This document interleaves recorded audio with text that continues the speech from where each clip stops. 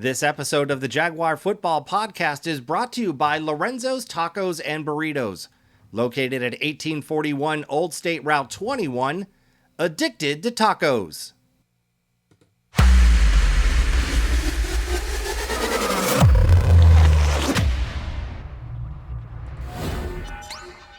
Hi everyone, I'm Carl Bierock. Welcome to week 9 of the Jaguar Football Podcast. And here we are, Coach Bear. Thank you for your time, number one. Number two, this is the last week of the regular season.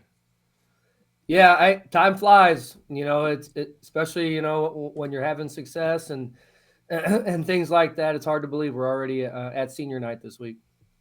Yeah, no doubt. And so, big game. We had a 2-week stretch of Thursday night matchups. Last week we played at Hazelwood West, and just wanted to get your thoughts about the overall game and the flow, and are we continuing to see what you're looking for as far as improvement each and every week? Yeah, we talked about last week. Really turning the focus less away from Hazelwood West and and more towards us and our lens and what we can get better at and how we can kind of really get back to our standard of football, especially on the offensive side of the ball. And I was definitely very pleased with how that went Friday night. We got got the physicality back in our run game, and we brought the joy and the fun back into playing the game and having success. So saw a lot of positive things from the game on Thursday for sure. Happy to get back to a normal schedule this week and a big Friday night at home, though, for sure. Yeah, of course. And on the last podcast, you were talking about how Thursdays disrupt the schedule. Like you have been doing these, Monday through Friday for years, and then the schedule gets kind of thrown for a loop there on a Thursday. Tell us about the preparation. How does that change what you and your staff have to do in order to compete on a Thursday night? Yeah, it takes away that extra day of preparation, that extra day of practice. A lot of times Tuesday is our heavy team D Bob day. So we're filming our team defensive periods. We're filming our team offensive periods. Coaches are able to watch those Tuesday night, come back out to Wednesday's practice, and fix any mistakes that we had from Tuesday's practice. Well, we had that kind of cut out, and we lost that Wednesday because we we treated the Wednesdays the past couple weeks like our normal Thursday practice. So really losing that key piece there, that key day, that Wednesday in the middle, and that ability to go over the film and see what we were messing up at practice, kind of led to definitely a few squabbles, a few mix-ups during the Parkway South game. Not as much at Hazelwood West. We weren't adjusting to motion like we needed to. And, with that extra day of preparation, that's probably something we would have caught and really been able to put a point of emphasis on it. But Hazelwood West had the same schedule. They had the same thing, and everybody's got to work their way through it, and thankfully we were. And we walk out of there with our record still undefeated. So good on you and the staff and the boys for playing hard under unique circumstances. And I'm wondering if you feel that this may be some of the norm that we see in future seasons where we have the occasional Thursday. It could definitely be, somewhat of a new normal. I certainly wouldn't want two of them back to back. But yeah, when you talk about the ref shortage, when you talk about some of the teams that are going to end up being on our schedule here in the next couple of years, it's a real possibility. And throw in a couple Saturdays, and it is what it is. If anybody knows anybody that wants to ref some high school football games, they're certainly down about 4 or 5 crews from what they would normally be operating with. And it's, we're starting to feel the effects. Yeah. And, obviously with the game being on a Thursday and then the 6:00 start time an hour earlier, it messed with a lot of people's schedule, but no doubt we're very happy to be back home. And before we talk about our next home game, you have some plays that you would like to highlight. Yeah, we hit on it last week and talked about it a little bit already, but we really wanted to kind of recapture, especially after the Parkway South game, the physicality of our offense and the pride that we have in doing what we do and controlling the line of scrimmage. So, the first play from scrimmage, we got out I guess we can get more jumbo than we already are. We call it our Rhino package. So we actually took a receiver off the field, added a lineman. We took the quarterback off the field, and added another fullback. So, normally I know we're in pretty run heavy formations. This is extremely run heavy formation, kind of what we do on steroids. And then we also kind of traded, like I said, we were looking for some attitude.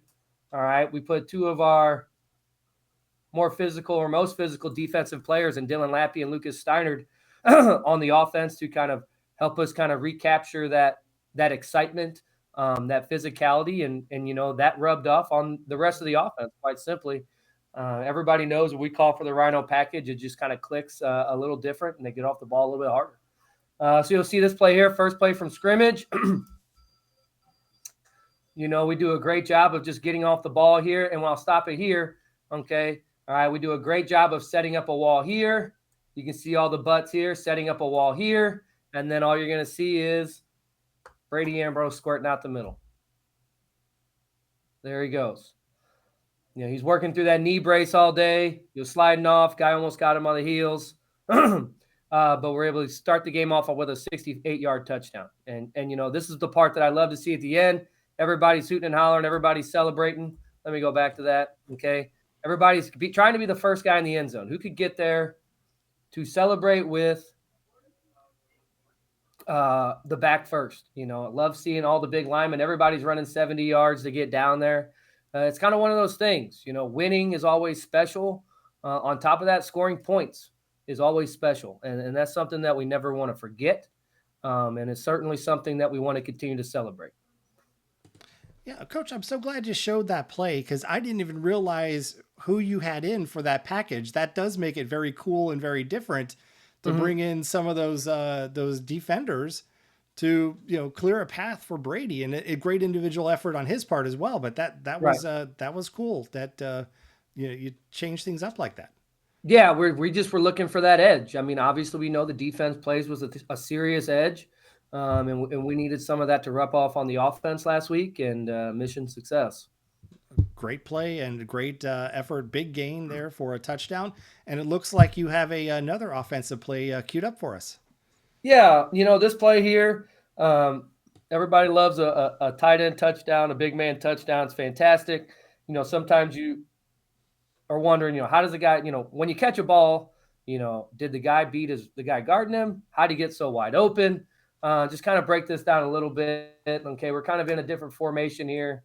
We got man coverage here. We know we're getting man coverage here. So these guys are running with these guys. All right.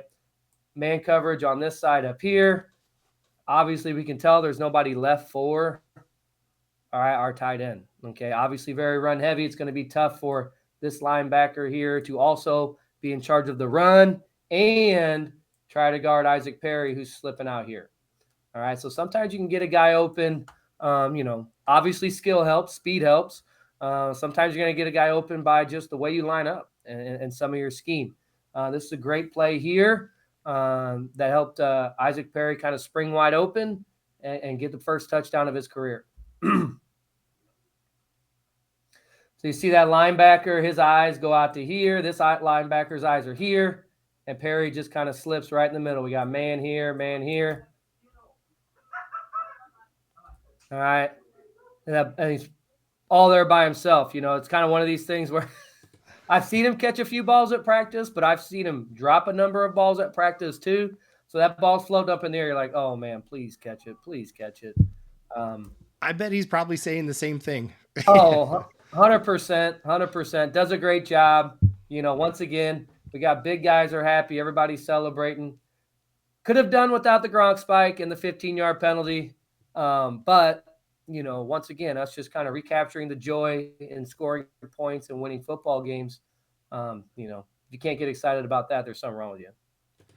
That great play.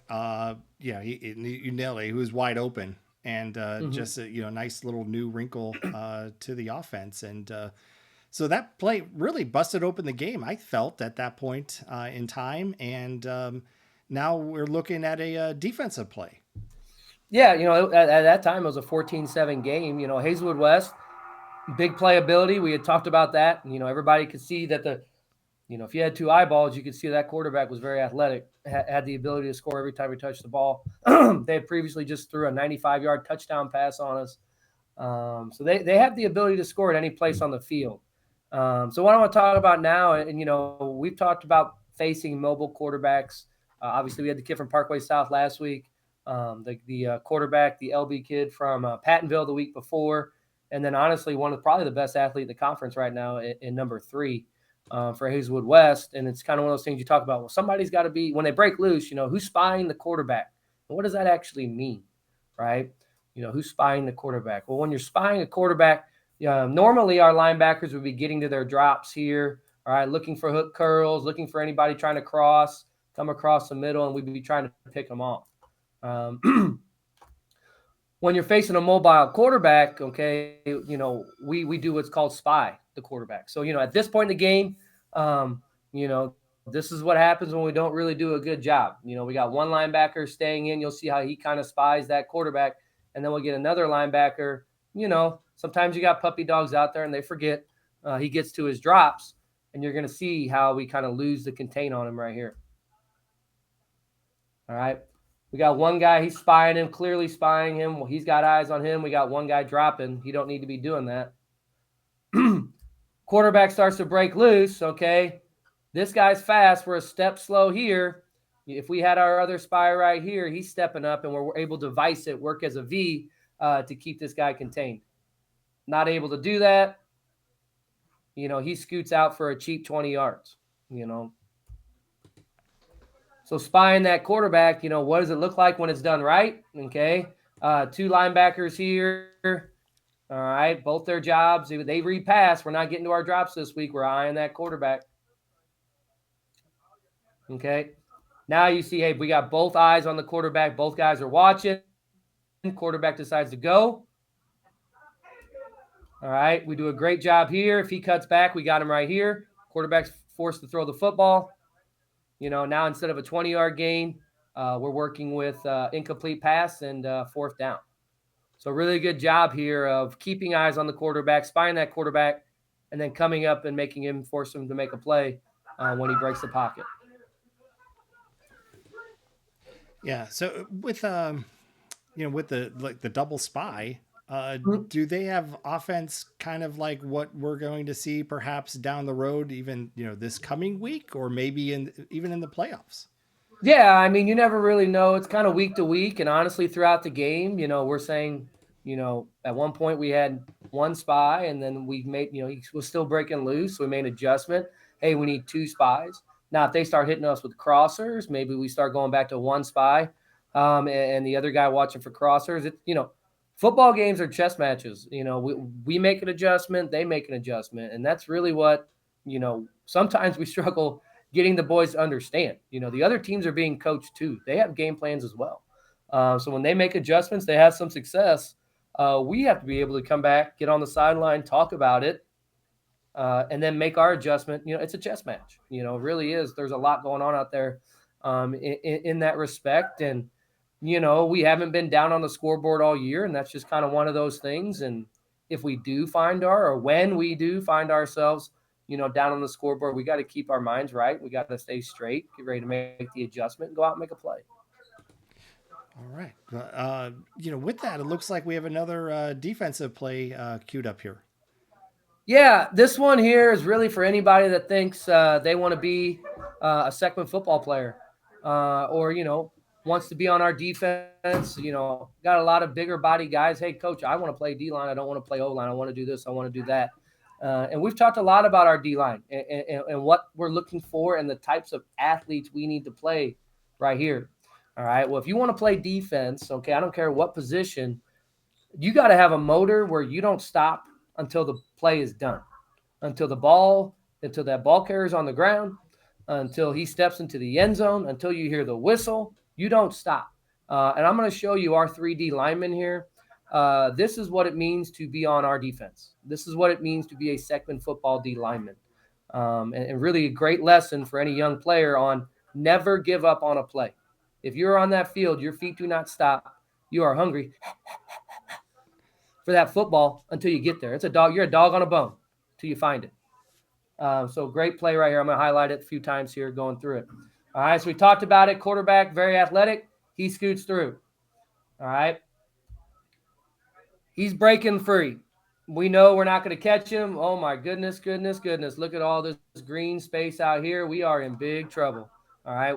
We're not, whoop, get out of there. We're not making this tackle here. We're not fast enough. I love these guys. Not going to make that play. Very easy for these guys to turn and watch. But they play on our defense. We do a lot of things in practice to make sure they don't. And we'll watch as this play develops. He's breaking loose. You don't see anybody jogging. You see people getting to that football. We get to this point here. I want to highlight we have defensive lineman Law Newman, defensive lineman Isaac Johnson, defensive lineman Gavin Shreve. All right. These aren't cornerbacks. These aren't linebackers. Okay. These aren't safeties. These are defensive linemen hustling 60 yards downfield to make a play. All right. Law Newman gets there first, secures the tackle. All right. Once again, I'll run it back for you one more time here. All right. Big play. All right. Obviously, it's a big play. You don't give up. You don't stop. You're a dog on a bone. You're going to find it. You keep going. You keep going. You keep working. You keep working. Finally get there. All right. Guess what? They didn't score. Okay. We ended up holding him here. All right. Could have just as easily been a touchdown if a guy like Law Newman, Gavin Shreve, Isaac Johnson just watched the play. But that's not what we do. Coach, I appreciate you sharing that because a lot of the junior Jags do watch this podcast, and it's always great to show them what it takes to, like you said, be a Seckman football player. And you never know what could happen down the field. 15, 20, the person can fumble, who knows? And yeah, I mean, you see guys chase play. guys down. You see these, if you watch college football, you see some of these guys, they'll let go of the football before they get in the end zone because they're idiots. You never know what's going to happen. You do not give up on a play ever. No, we appreciate you breaking down the plays, not only from the last game, but something that the junior players, the future Seckman Jaguars can take away. And we do appreciate you breaking that down. And so, Coach, that brings us to our game on Friday. We're back at the Valley. We take on Webster Groves. Was wondering if you could tell us a little bit about their program and what can we expect? Yeah, the Webster Groves, very storied football program. For the first 20 years of our existence, we were their doormat. And they scraped off their boots every time they came down to play us, wiped the dirt off, and then shoved our face in it on the way out. Last couple years, we've been able to get the upper hand on them. And, I never forget that stuff. So I'm going to be fired up, ready to go. And the boys will be too, to take on, like I said, very storied football program coming down to the Valley. It's for me, it's that same message we had last week. Worried less about Webster Groves, more about what Seckman football is doing. How are we conducting our business at practice this week? How are we preparing to make sure we're playing our best football week 9, week 10, week 11? I'm not going to go through repeating it, but that's the message coming to our kids this week as far as what we need to do. We got unfinished business. There's a lot on the line Friday night. It's second straight undefeated season, 4th straight conference championship. I don't care if we've done the undefeated season twice, whether we've won 4 straight conference championships, getting those things accomplished are just as sweet as they were the first time. When it comes to, the postseason, a lot on the line here. We want that district seed, that first district seed, securing a bye on the first week and home playoffs throughout through districts. So, there's a lot to keep our guys motivated this week and a lot that we'll be playing for on Friday night. Yeah. And before we started recording this session today, you were telling me that everything is still up in the air as far as seeding and what could happen. So, I mean, you got to keep your foot on the gas this week. Yeah. We take, I'm not like, the numbers are pretty complex and I haven't sat and crunched them, but if we lose, Jackson wins with their strength of schedule. They'll definitely have an opportunity to jump us in the standings, moving us 1 and making them 1 and us 2. And that gives them home field advantage. So, I mean, we don't have to say what that means. Would much rather have those guys, if we get to the district championship game, come up this way. Yeah. And, not only is it obviously a big game, our last regular season home game, but it's also senior night. And, wanted to get your thoughts because now you have the benefit of not only playing on senior night, but also coaching on senior night. What did it mean to you as a player? What does it mean to you as a coach? Yeah, as a player, you are, when you get to walk across that 50-yard line, and I can remember doing it with my parents. We last game I ever played was against Jackson at home. The way the playoffs worked then, or the districts worked then, we knew it was going to be our last game. And you just kind of going through, the last 4 years, the moments, the memories, everything you did to kind of get to that point. And for me, now as a coach, one of my favorite things to do is, to stand right there on the track and watch the boys walk through with their parents. And, it's a special moment playing football here for 4 years, coming all the way through the program, having all the countless memories with your buddies, your teammates and your coaches, on that walk, it all kind of flashes in front of you. And it's really important and really cool to see parents and players, experience that together. Well, we certainly look forward to that game. It's 7 o'clock at home at the Valley, and we'll have information on our Facebook page. So, Coach, appreciate you sharing your story of you as a player, and then also watching your players progress and move on to the next chapter in their lives with this. So, wanted to really quickly get one more little information in here that we stole from your face, actually from your X page, and wanted to honor Connor Day on his selection to being selected to the ACS All-Star game. So I was just wondering if you could tell us, a little bit about the game and especially Connor and the way he's been kicking the ball this year. Yeah, this is a newer All-Star game. I think it's like in its third or fourth year. Every year we're lucky enough to send about one or two guys to it. Nomination process is very early on in the year, and then there's a selection committee as the season goes on. They make their choices. And as far as Connor kicking this season, more than earned. I think he's averaging around 40 yards per punt, 38. We've seen the number of touchbacks he has, 50. I think he's averaging like 58 yards a kick, 56, something like that. Top in the St. Louis area. And, our kicking game, we haven't had to punt much, but when we have, it's nice to turn the field over. When we are kicking off, not having to worry about making a tackle and getting that ball in the end zone is huge. And a team starting on their own 20-yard line. So, it's congrats to him. It's definitely well earned. And, he's one of the more powerful kickers in the area. Yeah, we're certainly very proud of him and enjoy watching the stats each and every week when they come out and seeing him at the top of that list. And just a reminder, we do have our social pages. Be sure to follow and also like our Facebook page. Also, we have a YouTube page where we put these podcasts and other content up there. So please be sure to like and subscribe to those. And Coach, we are at our time. So wanted to give you the floor and allow you to take us out as we round out the regular season. Yeah, we talk a lot about the varsity, as we round out the season here, JV and freshmen, they've got 3 practices left and a game on Monday. And then they're on to something new, as we kind of turn the page on this season for our lower levels. It's important to really talk to your player and, what kind of commitment do they want to make to the off season this year? What are their goals for this football program? Also, it's really a great time to kind of start checking the grades. Are they taking care of their schoolwork? Do they plan on playing a winter sport? So really important as your lower level players start to finish up their season, locking in and having these important conversations with them to make sure they're taking care of their business to set them up for the next football season. Yeah, before you know it, it'll be time to really hit the weight room and start the process all over again.